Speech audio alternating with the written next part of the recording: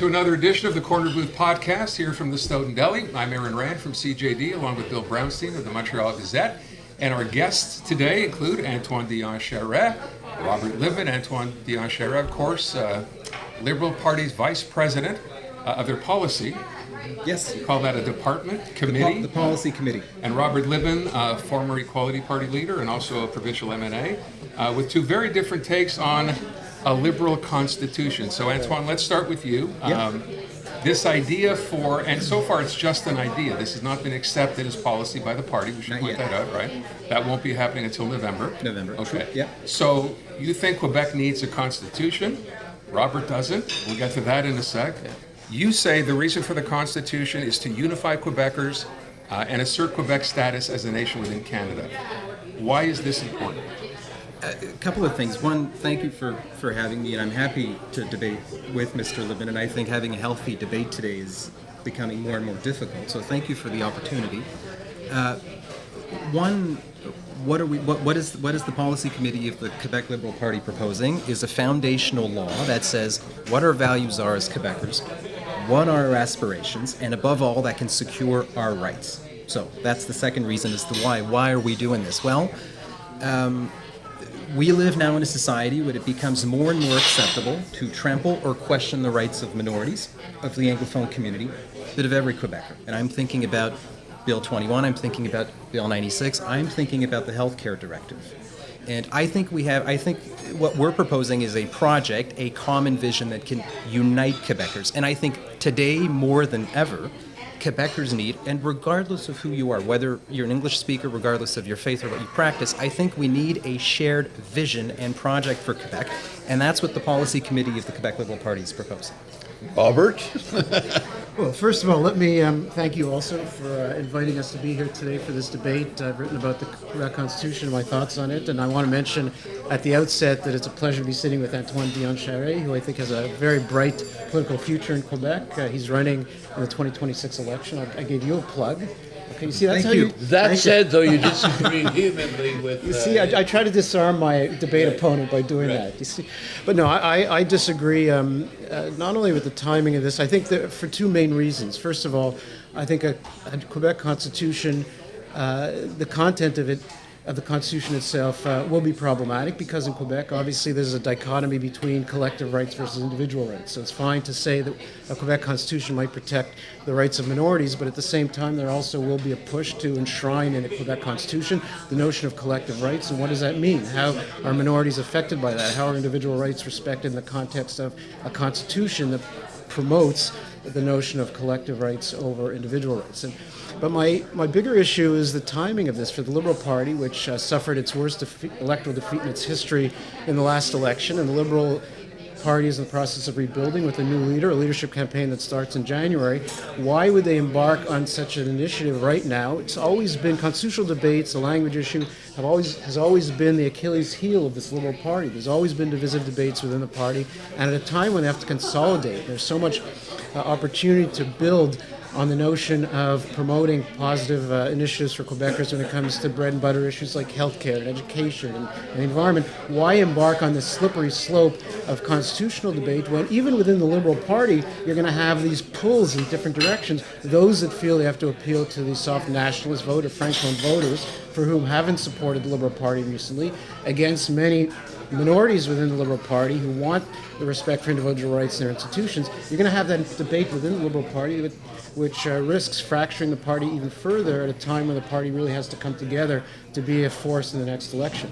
And that's one of my biggest concerns right now, the timing for the Liberal Party. I want to ask this part about the Constitution, Antoine, where you say part of the reason here is to assert Quebec's status as a nation. Yeah. And I think for Anglophones, just hearing that, look back and go, why do we have to assert anything as Quebec's nation? We're a province within Canada. This has always been the rub on the English side. Why is that necessary in your opinion? You've asked me that question numerous times, and I understand when Anglophones hear the word nation, they cringe, and they cringe because they don't feel that they're part of it. And when they hear it from the CQ government or from the PQ, they don't feel that they're included. I want to make that clear. When the Liberals are using the word Quebec nation, it includes Anglophones. And we shouldn't be using the word nation if it doesn't include everyone who lives and who identifies to Quebec, period. So that being said, we as Quebecers are a minority. And we as Quebecers value a certain number of things: language, minority rights, our culture, and our history. And we need to make sure that we have the institutions, that we have what we need in order to cultivate that sense of belonging to Quebec. And minorities know that they need strong and robust institutions if they want to survive and flourish. And a constitution does that. Can I answer a few of the arguments? You made more than two arguments on so maybe on priority. We're not. The Quebec Liberal Party is not saying we should only focus on the Constitution. We need to come up with a healthcare policy, with an economic policy, and we need to answer bread and butter issues, and I agree with you on that. But the point is not, the point is we can chew gum and walk at the same time, and I don't think there's a contradiction there. The other point on timing, I would simply say, we're rebuilding. And I think if Quebecers want to trust us, and I'm thinking about the Anglo community because we need to rebuild trust with the Anglophone community, I think we need bold ideas. And I think these bold ideas need to include the Anglophone community, need to include every Quebecer, but I don't think we'll be able to rebuild and become that alternative once again for Quebecers, for every Quebecers, if we don't have bold ideas and if we do not have a healthy debate. I take your point on division, and I understand, but again, it is precisely because we are very divided in Quebec today that we need to come up with a common vision that includes everyone, and it's not perfect, but the point again is, what other ideas do we have today if we want to solidify the ties that bind us? Let me ask, and will it unify people? Yes, you can chew gum and walk at the same time, but if you choke on that piece of gum, you're in trouble. And I think that's the problem the Liberals face in debating the Constitution. This has always been a slippery slope for the Liberals. It's always been a tightrope walk. And to Aaron's point, for Anglophones too, we hear on the one hand that, as you said in the promotional piece that you did on the Quebec Constitution, you said that the CAQ government divides Quebecers based on the language they speak, that the PQ government divides Quebecers based on immigrants, but at the same time you also said this will be an opportunity for a nationalist affirmation, an opportunity for Quebec to stand up to Ottawa. So to me, those are contradictory elements, or to the ears of an Anglophone, that to me is a tightrope walk, which I think is inherent in the dangers that the Liberals are facing by going through this exercise, that pull between a bit of more of a nationalist wing of the party versus the more inclusionist wing of the party. The reaction amongst Anglophones to this proposed constitution has been decidedly mixed. I'm wondering what kind of reaction you've received from the Francophone community in terms of the constitution. Interest, and I'm not discouraged about mixed reactions. Again, there needs, if we're going to propose that kind of idea, that is a constitution, we need to have a healthy debate, and I'm not expecting people to agree off the bat. I'm expecting the people to ask questions and to be very critical. And I think this is the way for us to, eventually agree. I want to say one thing on the content of a constitution. And yes, there are risks, but there are risks in everything you do in politics. And if you're proposing bold policies, I think there are two things where there's a consensus in Quebec. One, Quebec is a Francophone society.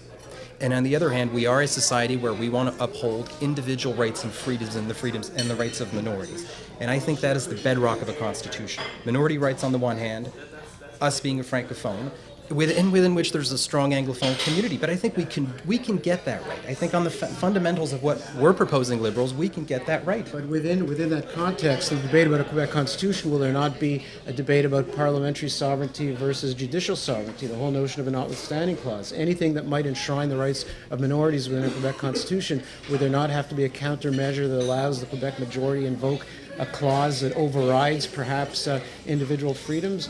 You talk about it being more than a piece of paper, but at the same time, the Quebec Charter of Rights and Freedoms is a piece of paper that's supposedly enshrined, yet at will of any government's political agenda, they can override that by invoking this override clause that gives them back their parliamentary sovereignty. So I think even there you'll have a great debate within the Liberal Party of how to reconcile those two visions of Quebec society. And I'm just saying perhaps that it's important to deal with that debate, and you've written a lot about it in the past very extensively, and it's very interesting and very important to Quebec society. But now when the party has to congeal and bring everyone together, is it the time to reopen a debate that in the past has always been an Achilles heel for this party? I think that's perhaps what my biggest objection is. Well, at this to my time. point about how has it been received amongst Francophones, It was in the report on the revival of the QLP, which was presented to the members of the party, and there was a consensus on the report. There was no strong oppositions, but there were questions, and there were debates, but there's a consensus in the party. With relation to Robert's point on the notwithstanding clause, where does that enter into the Constitution that you're proposing?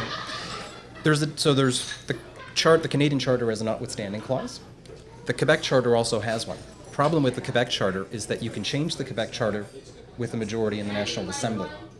The problem right now is the Quebec Charter and the notwithstanding clause. That is, you can restrict fundamental freedoms, which is what the current CQ government has done using the Quebec Charter by modifying the law in the National Assembly. What a Quebec Constitution, at least the type of Quebec Constitution that the Liberals are proposing, we would have to better regulate the notwithstanding clause in the Quebec Charter. Our problem is how you use it. Now, what we call the notwithstanding clause, that allows you to restrict certain fundamental rights and freedoms for valid reasons, and I don't think the current government has done that. Now, that clause needs to be better regulated in the Quebec Charter. And a constitution would do that. But how do you regulate that in some ways? It's there as an override to legislation. And it was the Liberal Party. The reason I'm here, the reason I entered politics was because the Liberal Party itself invoked the notwithstanding clause in 1988 to overturn a Supreme Court judgment. So how would you regulate its use? It's certainly there to allow the government of the day to override a court decision that may lean towards individual rights. So I'm not sure how you can regulate the clause. It's either use it or you don't to override the Charter.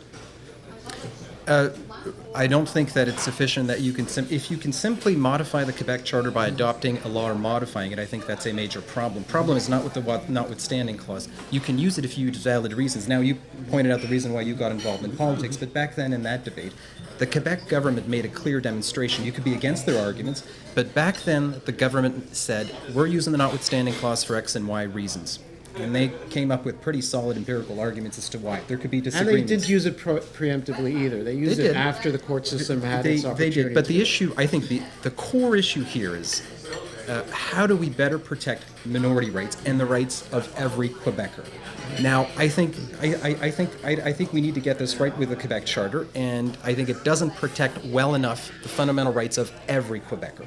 Now, if we were to adopt a constitution, we'd have to be very specific as to how you could use that notwithstanding clause and restrict, and it's not the case today. So that would be a very important part of a Quebec constitution. Let me ask you another question, though. Sorry, Aaron, if you want to jump No. in. We're going to do an arm wrestle.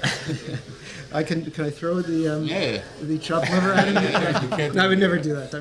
But the question is, elevating Quebec is now recognized as a nation within Canada, despite being a province in Canada. It's recognized now in the Constitution, based on a unilateral decision by the Quebec government after Bill 96. It's a nation within Canada with a specific language that is French. Does this not even psychologically elevate Quebec a little bit closer to nationhood, to statehood, by defining its own constitution? Is that not a step? Would the nationalists, stronger nationalists, the PQ, use this to say, well, we have a constitution now, Quebecers, the next logical step is to ascend to nationhood? That is another dangerous game we might be playing by going in this direction. You're also giving the other parties, the PQ and the CAQ, a target to fire at in your rebuilding process of the next year and a half. So that's, these are all elements that I think have to be addressed when you look at this. I don't think there's a contradiction with being a province on the one hand and also a nation. And I would add, all 50 American states have constitutions. Mexican states have constitutions. German landers have their constitution. None of them discuss the possibility of seceding from the United That's States. not what we're a federalist party. The Canadian Constitution says that Quebec has a constitution, that it can modify it, but we don't have a formal one. We don't have a written constitution. That's what we're proposing. But I don't think there's a connection between having a constitution and becoming a sovereign state. Quite the opposite. I think it strengthens the status of Quebec within Canada, and it's a freedom that the Canadian Constitution provides to Quebec. You don't it's think an opportunity. Psychologically it's the next logical step No, towards I think nationhood in a sequence that the PQ I is think trying that's to what build up? separatists want. What we want is to reinforce Quebec's status within Canada, and we can do that with the Constitution, the same way British Columbia has with their Constitution. Let me turn this to the Anglophone issue just for a second, because that's something mentioned in here about enshrining Anglophone rights, etc. So maybe this is a rather naive view, because it's a non-political view. If I look back to the last time when Philip Couillard was the premier, that election that he lost, I think most people will look at it and go, what lost the Liberals that election was A, the Premier being out of touch. I talk about the issue about not knowing how much it would cost to feed a family. And then that one word, austerity, which seemed to pretty much rub everyone the wrong way. You're talking about taking a party that then was a given for Anglophones here in terms of voting provincially, trying to reestablish that credibility by writing a constitution, when it seems to me that's kind of overkill in a sense. What you need to come back, and you said you can walk and chew gum at the same time, and I understand that. You can deal with healthcare and the economy and everything else, but that's really what people care about the most. Why bother with something like this that seems so existential in a way, when it doesn't necessarily affect the average guy in NDG or wherever in the city who's an Anglophone who would ordinarily cast their vote for a Liberal? Securing the rights of the Anglophone community, I think, is a priority. And securing, in the current context, securing the rights of every Quebecer, the fundamental rights of every Quebecer, is a priority. Now, that's not enough, and I agree with you. We published an economic platform a couple months ago where we spoke about productivity, we spoke at housing, access to public services. There's a major issue in terms of access to public services, and I'm thinking about healthcare in particular. So we've done the work. We are still doing the work. We're not saying vote for us because we propose a constitution. We're saying you want to know where we stand on those issues. Do you and you're asking, and I think Quebecers are asking us. We might be willing to vote for you eventually, but you guys need to get your act together. And one, you need to rebuild trust with the Anglophone community.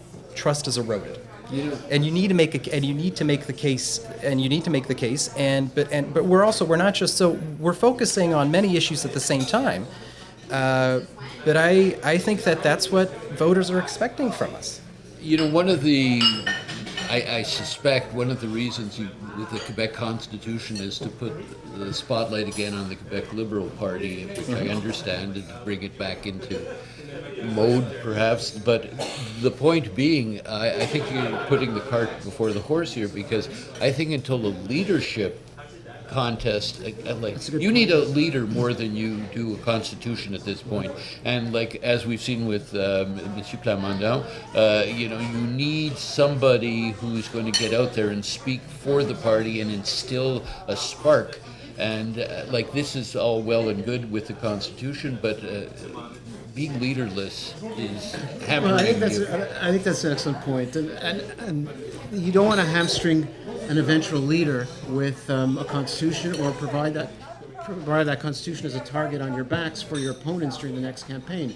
I think I'm writing about this coming weekend in my column in the Gazette about the poll that came out this week, the Leger poll, that showed that only 31% of Quebecers believe that Quebec is heading in the right direction. Mm-hmm. That should be the mantra of the Liberal Party and their eventual leader over the next few months, going after the CAQ for their failures, going after the PQ for being a one-dimensional party. The solution to all evils and all these issues is separation of Quebec, a referendum of which very few Quebecers want right now. I think that should be your focus. And as Bill said, eventually, if the Liberals come back to power, if they rebuild, then you can start formulating a societal project of a constitution. But I think right now, building blocks should be really focused on getting the party back on its feet and not providing a distraction, especially distraction or a diversion that has always tripped up the Liberals in the past when they've talked about constitutional debates and language. And it's been a difficult road to hoe for your party in the past, and a divisive aspect of your party in the past. Why bring it out now when it's something that should be avoided? I don't think it's a distraction, and I think the party needs to be clear when it speaks about language, culture, and ensuring rights. But I want to answer your question. You've been the leader of a political party. A political party is much bigger, much more important than any of its leaders. Parties stay and leaders go. Leaders are extremely important. I'm not saying that a leader of a party isn't important. What the Liberal Party needs today, and I agree, is a leader, a new generation, and ideas. But the party will not wait. The party can't wait for a leadership and a new leader to start rebuilding. And a serious party, usually when it rebuilds, it starts with ideas, and that's what we're doing. And the leader needs to know what the party's policy platform is, what the values of the party is, and what its history is. And I think that's very important for the race that's coming up. And I hope, and you've had Charles Milliard on your show, and you've asked him questions on the Constitution. He can say he agrees or disagrees, and that's fine. We're a political party. We like to we need healthy debates. I hope that the next leadership, that the candidates will say, yes, I agree, no, and for X and Y reason. and what their positions are on the economy, healthcare, and a host of topics. But again, it's important for the leaders to know parties don't just exist because of their leaders, and the QLP is proof that it exists even if it doesn't have a leader. But it's very important. Not for this long, though. No? That we've gone without. We do have an interim leader, and I think he's done. That's the whole point. Interim says nothing to people. But I think it speaks. It says something that a party is able to have a healthy debate on ideas, even if it has an elected leader. In Quebec, the cult of leadership is extremely important. Absolutely. It's usually the leader that defines sort of the perception, the orientation of the party itself. Even the nationalist slant of the Liberal Party is determined by who's leading the Liberal Party at any given time. And I think that's why you have to Look at your allow dad. the leader to play a bigger role. Yeah, a great example, of course, is Jean Charest, who you know fairly well. I do. Or the Trudeaus. He's right. It's all about cult of. In Quebec, that's very, very important, and it's not rocket science. The Liberals, as you say, have been around for 150 years. They represent liberal values. They're fairly much to the center, respect for individual rights. You don't really have to reinvent the overall les grands principes du Parti libéral du Québec. They're there. They've always been there. It's a question of reaffirming itself, going back and getting some of the support that it lost, and having a leader that captures the imagination of the population. And that's what we're going to and do. generates enthusiasm and renewal for the party. So I just want to ask one thing. I'll come back to the Anglophone issue. And you talk about rebuilding trust with the Anglophone community. For the Liberals to win an election, that's clearly not enough. You have to find a way to rebuild trust with the Francophone community, where Liberal popularity is down literally in single digits. How do you do that? Rebuild ideas, a new leader, and a leadership race. I think those are very important. And our pitch cannot be, we are the only option for the Anglophone community. That will not work. And we cannot take for granted that they will vote for us. And I think we've made that mistake in the past. And that's important that, one, we acknowledge that. We acknowledge their concerns. And if there's one party that's been able to build the bridge between Anglophone, Francophones, Montreal, Quebec City, and the region, it's the Liberal Party of Quebec. And on the Constitution, well, on the one hand, we want to secure and enshrine the rights of the Anglophone community, but also reaffirm the Francophone status of Quebec. We can do both of these things. And there's only one party, I believe, that's credible and that can get this right. That's the Liberal Party of Quebec. I don't think the CQ wants to build bridges and actually cares very much about Anglophone rights, minority rights, but also the Francophone majority. I don't think the PQ does either. You said he was a unidimensional party. I'm not sure QS, Québec Solidaire, also believes that there's one party that can get this right, I think. It's the Liberals, but we need to rebuild trust and we need to come up with ideas. Again, at the risk of sounding repetitive, again, reconciling the various opinions in a constitutional debate is very complicated and divides Quebecers, whether it's non-Francophones, Francophones, harder nationalists, softer nationalists, Anglophones. But there's one thing that unites every Quebecer right now, Anglophones, Francophones, immigrants. It's the desire for better healthcare, a stronger economy, an affordable lifestyle, affordable housing, better education. And that's where I think the Liberals have a tremendous opportunity to reposition themselves at the center as a leader on those issues and go out there and get back the confidence of Quebecers that have been lost. And we've done just that. It's just that it's been less, media has given us less attention, but we've done that on the economy, public services. And during this leadership race, I think there are high expectations that the candidates will come up with policy platforms on those bread and butter issues. And I'm expecting, as a Liberal, I want a debate where there are strong ideas and there's a clear vision for Quebec, an alternative. I think every Quebecer is now looking for an alternative, and I think the leadership race will be that opportunity. So if I could just, and maybe this is a slanted view, but I look at the CAQ government and I see the wedge that's been driven between Francophones and Anglophones. I don't know if that's a perceived wedge or actually real, but it seems whenever there's more anti-Anglo legislation, restrictions, rules, it emboldens some parts of the Francophone community to double down and refuse to either speak English, offer service in English. How do you then appeal to that section of the Francophone community to say, well, you know what, you should be casting your vote with us because here's what we're going to do to try to fix that or to solve that problem? I think most Francophones are perfectly comfortable with the fact that there is an Anglophone community in Quebec. I'm from the Eastern Townships. There has been, Francophones and Anglophones have coexisted. Anglophones are not just in Montreal, they're all over Quebec. In the Eastern Townships, they've coexisted peacefully, and it's worked. I'm thinking about hospitals and access to public services. I'm thinking about the Wells Home in the Eastern Townships. It's worked. Now, I think I think the majority of Francophones are perfectly comfortable with both communities coexisting everywhere in Quebec. What I don't understand, and I don't think that's a problem for Francophones, I think it's a CAC problem, it's a CQ problem. Yes, they're trying to drive a wedge, and it's divisive. That's extremely divisive, and it's divisive on the long term, not just for today. And I think it's important to say, and I would say it in a French interview, Anglophones are Quebecers. They identify to Quebec. And it should be said. And I don't feel that when I hear the Premier or even the PQ leaders speak of the Anglophone community, that he's very sensitive to that. And if there's one party that stands up for the rights of the Anglophone community, that's the QLP. But we need to do more than just stand up. We need to propose robust policy to protect. But we can build that bridge. That I'm convinced. We've done it in the past. Again, there's look, music to the ears of Anglophones, obviously, that part of the speech and that part of this Constitution, but the reality is that the Liberals at 7% Francophone support, will they try to bridge that gap by striking out in a more nationalist direction? And will they strike out more nationalist direction by trying to adopt a constitution that favors collective rights over individual rights? So that's a concern about this debate. And, but as you say, at the level of the street, not only in Eastern Townships, in Montreal too, Francophones and Anglophones get along fine.